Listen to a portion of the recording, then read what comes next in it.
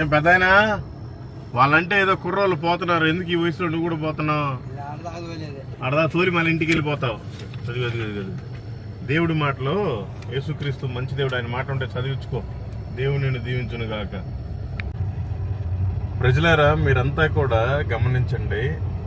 అందరికీ తెలుసు నిజమైన దేవుడు ఎవరో తెలుసు, మనం యేసు ప్రభువుని నమ్ముకోవాలని తెలుసు, అనేక మందికి సువార్తను చెప్పాలని తెలుసు, ఆయన నమ్ముకుంటే మనకి రక్షణ కలుగుతుందని తెలుసు, పరలోకం దొరికిందని తెలుసు. కానీ చాలా మంది స్వార్థంగా వాళ్ళ వరకే వాళ్ళు రక్షణ పొందుకుంటారు, కానీ పక్కన వాళ్ళకి చెప్పరు. అయితే బైబిల్ గ్రంథం ఏమని చెప్తుందంటే, కొరింథీయులకు రాసిన పత్రిక 6వ అధ్యాయం 3వ వచనంలో, ఇదిగో ఇప్పుడే మిక్కిలి అనుకూలమైన సమయం, ఇదిగో ఇదే రక్షణ దినం. అంటే మనం ఏం అర్థం చేసుకోవాలి? నువ్వెవరికైనా సువార్తను రేపు చెప్తావు అనుకుంటున్నావేమో, కాదు, ఇదే మిక్కిలి అనుకూలమైన సమయం, ఇదే